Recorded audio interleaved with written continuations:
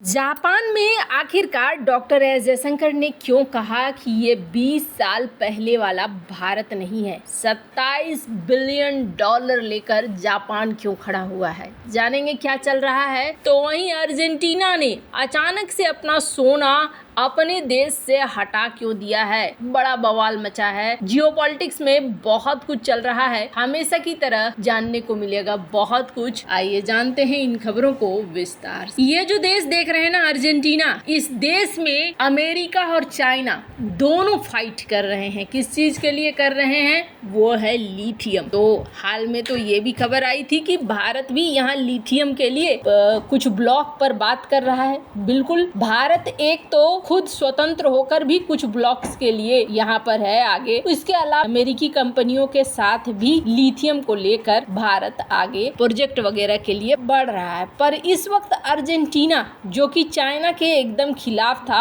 Xavier माइले की जीतने के बाद, इस वक्त चाइना उसके लिए एक मुश्किल खड़ी कर रहा है। और मुश्किल इसलिए खड़ी हो रही है क्योंकि इससे पहले के गवर्नमेंट ने अच्छा खासा कर्जा चाइना से लिया। जेवियर माइली को अपना कर्जा रीस्ट्रक्चर करना पड़ रहा है और रीस्ट्रक्चर करने के लिए अब इन्होंने सबसे पहले तो जो करेंसी स्वैप वाली चीज थी, पहले इन्होंने कहा था कि हम मिटा देंगे, हम इसे नहीं करेंगे। लेकिन आखिरकार इनको करेंसी स्वैप वाला जो एग्रीमेंट था, इसे रेन्यू करना पड़ा है। आखिरकार इन्होंने रेन्यू कर दिया। 5 billion dollar currency swap China के साथ कर रहा है। चाइना के साथ रिश्तों को अभी चाहे मजबूरी हो या जो भी हो, पर रखना पड़ रहा है माइली को, क्योंकि उन्हें अपनी इकोनॉमी संभालनी है। इसी बीच क्या होता है कि ये खबर आग की तरह फैल जाती है कि अर्जेंटीना ने अपना बड़ा सोने का हिस्सा अपने देश से इन्होंने बाहर भेज दिया है। बड़ा ही सीक्रेट तरीके से ये भेजा गया, इस वजह से भी ये बहुत ज्यादा चर्चा में आ गया। अब सवाल ये उठने लगा कि कहाँ भेजा गया है, किसी को कुछ पता नहीं है। और जब सवाल किया गया कि क्यों भेजा गया है, तो यहाँ पर गोल मटोल सा जवाब आया, और वो जवाब जेवियर माइली के जरिए ही आया, जिसमें ये कहा जा रहा है कि ब्याज चुकाया जा सकता है इन गोल्ड को रखकर। अब ये गोल्ड गिरवी रखे गए हैं या सुरक्षित रखे गए हैं, चाहे जो भी कारण हो, पर अर्जेंटीना में एक फाइट की वजह मिल गई है। अब अमेरिका और चाइना को बाहर करना अमेरिका के लिए इतना बस की बात नहीं है। अभी हाल में क्या हुआ है, अर्जेंटीना में जिस तरीके से महंगाई बढ़ी है, अर्जेंटीना को यहाँ पर बड़े नोट जारी करने पड़े हैं वेनेजुएला की तरह। और यहाँ अर्जेंटीना भी अब कई सारी चीजों पर निर्भर होने लगा है। जहाँ एक तरफ ये सब कुछ चल रहा है, तो वहीं दूसरी तरफ क्वाड की मीटिंग हुई जापान में। इस मीटिंग के बाद एक और मीटिंग हुई जो जापान और भारत के बीच में हुई। आपको बता दूं, अभी से कुछ समय पहले जापान ने भारत की एक कंपनी पर प्रतिबंध लगाया था, आपको याद होगा। और इस कंपनी पर प्रतिबंध लगाने की वजह अमेरिका और रूस यूक्रेन था। ये चीज तो साफ है। उस वक्त भी मैंने कहा था कि जापान जो ये प्रतिबंध लगा रहा है, ये प्रतिबंध जरूर एक दबाव में लगा रहा है, क्योंकि जापान ऐसा नहीं है जो सोच रहा हो कि भारत के साथ पंगे ले। इंडो पैसिफिक में जापान भारत के साथ मिलकर चलना चाहता है। और आपको बता दूं, स्क्रीन पर एक आर्टिकल देख रहे हैं आप, इकोनॉमिक्स टाइम्स का ये आर्टिकल है, जिसमें भारत, जापान, ताइवान, इन तीनों की तिकड़ी बोफा का एक सर्वे किया गया है, जिस सर्वे में ये कहा गया कि भारत, जापान और ताइवान इन्वेस्टर्स के लिए ये सबसे ज्यादा महत्वपूर्ण जगह है। अब इस बीच डॉक्टर एस जयशंकर ने यहाँ के बिजनेस कम्युनिटी को भी संबोधित किया। स्क्रीन पर एक वीडियो देख सकते हैं, जिस वीडियो में डॉक्टर एस जयशंकर ने कहा कि ये मत सोचिए कि 20 साल पहले वाला भारत है। मैं चाहती हूँ आप इस वीडियो को सुने। I said business is also doing well, but could do much better.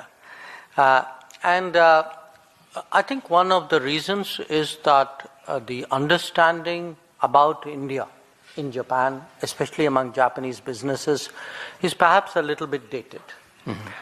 That, you know, when we, the 4-5 examples that I gave about how India is changing, I don't think many Japanese companies readily know that there are 8 new airports being built in India, or that there are 30 kilometers of highway. They may not associate this kind of infrastructure growth really with India.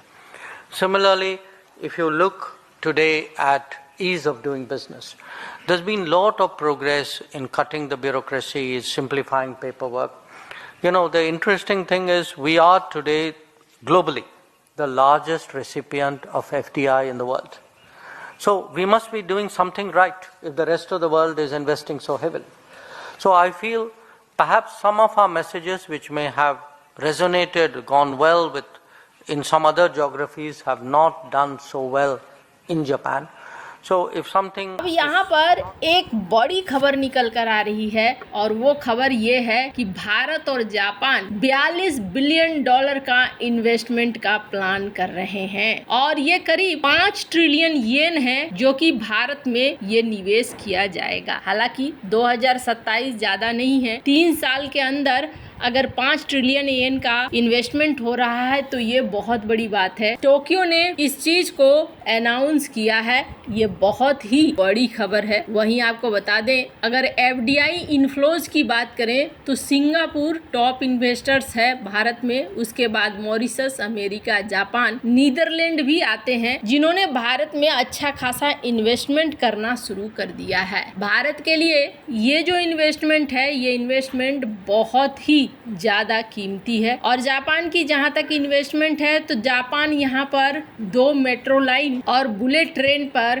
काम कर सकता है। वहीं electric vehicle हो, high speed rail और green energy के sector में भारत में ये निवेश कर सकता है। वैसे आपको बता दूं, सिंगापुर इस वक्त भारत में निवेश करने वाला टॉप का देश बना हुआ है और खास तौर पर 2023-2024 का जो एफडीआई है, उस एफडीआई में देखने को मिल रहा है कि अभी तक यहाँ पर 11 बिलियन डॉलर यहाँ लगा चुका है सिंगापुर और इसके बाद और भी सारे देश आ रहे हैं जिनमें मॉरिशस भी है, अमेरिका भी है। अगर आप टॉप 10 की बात करें तो स्क्रीन पर देख सकते हैं, सिंगापुर ने 11.77 बिलियन डॉलर, मॉरिशस ने 7.97 बिलियन डॉलर, अमेरिका ने 4.99 billion dollar, Netherland 4 billion dollar, Japan 3 billion dollar, UAE 2, UK 1.2, Cyprus 806, Germany 505 और केमन आइलैंड ये भी 342 मिलियन डॉलर का इन्होंने इन्वेस्टमेंट किया है। भारत के लिए यह आर्थिक तौर पर बहुत ही बढ़िया बात है कि भारत की विदेश नीति भी सफल हो रही है और भारत को कई सारे इन्वेस्टमेंट मिल रहे हैं। अब सवाल होता है कि सिर्फ इन्वेस्टमेंट नहीं बल्कि चीजों को एग्जीक्यूट करके देना, ये भारत के लिए एक बहुत बड़ा चैलेंजिंग टास्क बनने वाला है क्योंकि पॉलिटिकल स्टेबिलिटी के साथ साथ घरेलू तौर पर भी सपोर्ट होना